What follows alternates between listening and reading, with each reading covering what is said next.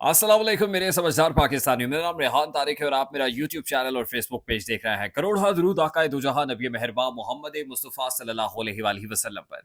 इस दुआ और इस उम्मीद के साथ इस व्लॉग का आगाज करते हैं कि अल्लाह रब्बुल इज़्ज़त इस मुल्क के फैसला साजों के दिलों में समझदार पाकिस्तानियों के लिए नरमी पैदा कर दे। हुकूमत और गैर सियासी लोगों के माबैन एक बड़ी बैठक हुई है और इस बड़ी बैठक में हुकूमत की जानिब से जो गुज़श्ता कई रोज़ से कलाबाजियाँ खाई जा रही हैं, हुकूमत मकबसे का शिकार है, परेशानी का शिकार है, इन ट्रबल दिखाई दे रही है। उन तमाम तर रिज़र्वेशंस का इज़हार इन गैर सियासी लोगों के साथ किया गया। ये बड़ी हाई लेवल बैठक बताई जा रही है।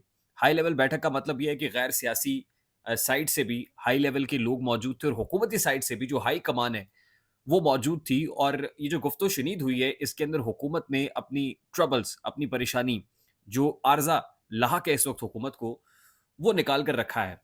और शिकवा यही है हुकूमत का कि भई ये इस्लामाबाद के अंदर क्या हो रहा है? ये जमात-ए-इस्लामी को किसने एक्टिव किया है? क्या सिग्नलिंग हो रही है? क्या मैसेजिंग हो रही है? दूसरी तरफ से पाकिस्तान तहरीक-ए-इंसाफ ये कह रही है कि दिसंबर में हमारी हुकूमत आ जाएगी। तो पाकिस्तान तहरीक-ए-इंसाफ को कौन क्या गारंटी दे रहा है? क्या ऑफ़र है? पाकिस्तान तहरीक-ए-इंसाफ क्या देख रही है कि वो कहते हैं दिसंबर में हमारी हुकूमत आ जाएगी? शायद पाकिस्तान तहरीक-ए-इंसाफ और एस्टेब्लिशमेंट के माबैन बढ़ती हुई कुर्बतों की वजह से ही वो हुकूमत जो पाकिस्तान तहरीक-ए-इंसाफ पर पाबंदी लगाने की प्रेस कॉन्फ्रेंसेस कर रही थी, इमरान खान पर, साबिक सदर आरिफ अलवी पर, कासिम सूरी पर आर्टिकल 6 लगाने की बातें कर रही थी, वो पाकिस्तान तहरीक-ए-इंसाफ को मुज़ाकरात की दावत दे रही है। तो बदले-बदले मेरे सरकार नज़र आते हैं। ये परेशानी है, ये हवास बाख्तगी है, जिसकी वजह से हुकूमत के इनर सर्कल्स के माबैन भी बार-बार मुलाकातें हुई हैं। मैंने आपको बताया था ना कि मरियम नवाज़ की और शहबाज शरीफ साहब की जो हंगामी मुलाकात है, वो भी बेखुदी बेसबब नहीं थी, बल्कि ये पर्दादारी और राज़ो-न्याज़ की बातें हो रही हैं, विदिन द फैमिली भी हो रही हैं, विदिन द पार्टी भी हो रही हैं। और अब बिलाखिर जब सब्र का पैमाना लबरेज हो रहा है, बेचैनी और इज़्तिराब और परेशानी बढ़ रही है, तो इसका इज़हार फाइनली हाई लेवल मीटिंग में गैर सियासी लोगों से भी कर दिया गया है। अब इज़हार यही है कि दिसंबर में पाकिस्तान तहरीक-ए-इंसाफ की हुकूमत आ जाएगी, ख़ास तौर पे जो सुप्रीम कोर्ट ऑफ पाकिस्तान में होने वाली तब्दीलियाँ हैं, जिसको हुकूमत ये समझती है कि अभी तक तो उनके पास एक गारंटी मौजूद है, जस्टिस काज़ी फ़ाज़ीसा सुप्रीम कोर्ट में है। लेकिन जैसे ही जस्टिस काज़ी फ़ाज़ीसा जाएँगे, ये इज़हार वो है जो हुकूमत अब कर रही है एस्टेब्लिशमेंट से, कि भई जैसे ही वो जाएँगे, तो उसके बाद कमान बदलेगी, justice Mansoor Ali Shah chief justice of Pakistan होंगे, तो क्या हुकूमत को घर भेज दिया जाएगा? तो वाकिफ़ान हाल ये बता रहे हैं कि इस मुलाकात में हुकूमती ज़ोमा से ये बताया गया है कि जस्टिस मंसूर अली शाह उस तरीके से साज़िशी जो थ्योरीज़ हैं, उनके ऊपर यकीन नहीं रखते, ख़ास तौर पे साज़िशी माइंडसेट के आदमी नहीं हैं, जस्टिस मंसूर अली शाह। तो हुकूमत को कोई खदशा, कोई खतरा लाहक नहीं है। यानी ये गारंटी देने वालों ने ये गारंटी दी है। फिर ये कहा गया कि जी हमारी हुकूमत घर चली गई, अगर हुकूमत को डिस्टेबलाइज़ कर दिया गया या घर भेज दिया गया तो क्या होगा? फिर गारंटी देने वाले गारंटी देते हैं कि भई आप फ़िक्र ना करें, आप इकोनॉमी पे फ़ोकस करें, आप मुल्क की मईशत पे फ़ोकस करें, आप अपना काम करें, बाकी आप छोड़ें, बाकी बातों को छोड़ें, हम देख लेंगे। लेकिन अब हुकूमत इस यकीन दहानी को, इस गारंटी को कैसे माने?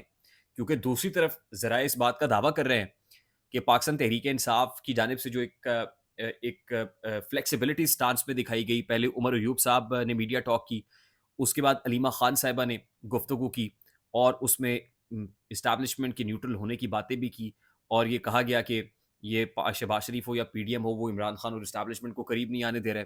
उसमें ये तासुर भी दिया गया 9 मई के हवाले से और बिहाइंड द कर्टन्स या बिहाइंड द डोर्स ये भी बात हो रही है कि 9 मई के हवाले से भी पाकिस्तान तहरीक-ए-इंसाफ ये कह रही है कि ये जो गिले-शिकवे उसको दूर करके आगे बढ़ा जाए और फिर अ, जो डिमांड है कंसर्न क्वार्टर से वो ये की जा रही है कि पब्लिकली इसके ऊपर माफ़ी माँगे। यानी बात सिर्फ यहीं पर फँसी हुई है कि पब्लिकली माफ़ी माँगे। जो बात आप कर रहे हैं, इस अंदाज़ में कर रहे हैं, ऑफ द रिकॉर्ड कर रहे हैं, पब्लिकली करें। और इसको करने के लिए जो इम्पोर्टेंट बात है, वो पाकिस्तान तहरीक-ए-इंसाफ को 1 हफ़्ते का वक़्त भी दिया गया है। अब ये सारी चीज़ें हुकूमत बखूबी जानती है। हुकूमत को तमाम तर सिग्नल्स, तमाम तर इशारे मिल रहे हैं। देखिए जुडिशरी से जो हुकूमत को ड्यू सपोर्ट चाहिए थी, वो नहीं मिल सकी। जो इलेक्शन कमीशन से चाहिए थी, वो अभी तक नहीं मिल रही। इलेक्शन कमीशन ने कहा हम अब इस पर फैसले पर अमल दरामद करेंगे। उसके बाद अब एस्टेब्लिशमेंट की भी जो उखड़े-उखड़े हैं, जो कंडक्ट है, वो बता रहा है जमात-ए-इस्लामी का एक्टिव होना और देखिए ना धरना पिंडी में हो रहा है। यानी पिंडी वालों ने ये मैसेज दे दिया है कि अगर पिंडी में धरना हो सकता है, हमारे घर में हो सकता है, हमारे यहाँ हो सकता है, तो इस्लामाबाद में भी हो सकता है। यानी वो पिंडी से हाफ़िज़ नईम उर रहमान साहब ने कहा किसी वक़्त भी इस्लामाबाद रुख मोड़ देंगे, पार्लियामान की तरफ रुख कर देंगे। तो वो इस्लामाबाद भी जा सकते हैं। Signal is very much loud and clear, मैं आपको ये बता दूँ। इसी वजह से हुकूमत को खटक रहा है कि भई दाल में कुछ काला है। ये सिग्नलिंग खतरनाक है, हुकूमत के लिए खतरा है, बाइस तशवीश है। अब इस सारे माहौल के अंदर कुछ चीज़ें हुकूमत जो बड़े ही तन-तने और दबदबे के साथ और ठन के कर रही थी, अब वो बैक फुट पे नज़र आ रही है और यही वजह है कि पाकिस्तान तहरीक-ए-इंसाफ से राहो-रस्म बढ़ाने की बातें कर रही है, मुज़ाकरात की बातें कर रही है। साथ ही मिलिट्री कोर्ट, मिलिट्री ट्रायल के हवाले से भी कोशिशें कर रही है। अच्छा, मखसूस नशिस्तों के केस पर भी इस हाई लेवल में मीटिंग में बात हुई है कि हुकूमत कोई कानून साज़ी करेगी। इस फैसले पर हुकूमत पार्लियामान से करारदाद भी मंज़ूर कराएगी। उसके अलावा पार्लियामान के फ्लोर को इस्तेमाल करने का मशवरा भी दिया गया है हुकूमत को कि आपने जो करना है वो पार्लियामान के फ्लोर से करें क्योंकि पार्लियामान के फ्लोर पे हुकूमत के पास लेजिटिमेसी ज़्यादा है, तो आप बेहतर अंदाज में कर सकते हैं।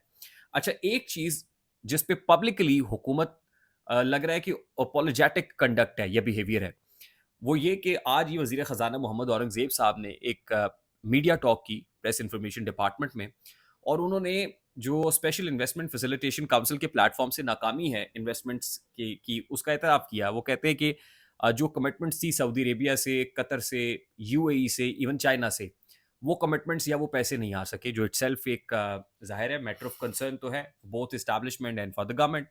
और ये सेल्फ चार्ज शीट अगर कहा जाए अपने ही खिलाफ है तो ये भी कहना गलत नहीं होगा। तो ये प्रॉब्लम तो है हुकूमत के अपने लिए और आप मान भी रहे हैं।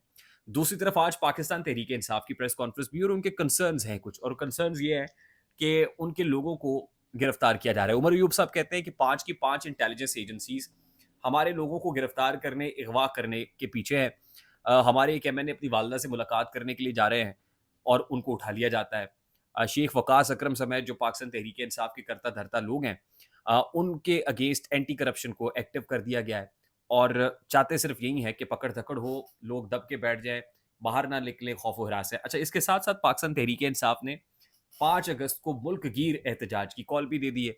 लेकिन देखना ये होगा ना कि 5 अगस्त को जो कॉल दी गई है ये कॉल देकर वापस ली जाती है या इस कॉल पे अमल दरामद भी किया जाता है। और फिर 5 अगस्त में अभी कुछ दिन बाकी हैं, तो उससे पहले पहले जो एक हफ्ते का वक्त है पाकिस्तान तहरीक इंसाफ के पास, क्या उस एक हफ्ते के अंदर पीटीआई अपने उस स्टांस को जो उनसे कहा गया है उसको रिविजिट करते हुए, तब्दीली लाते हुए कुछ ऐसा कर सकती है जो एस्टैब्लिशमेंट को रिक्वायर्ड है?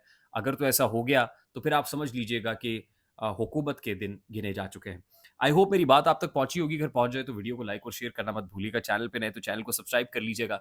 बेल आइकन जरूर दबाइएगा। मुझे रेहान तारिक को इजाजत दीजिए। अपना बहुत सारा ख्याल रखिएगा। अस्सलाम वालेकुम।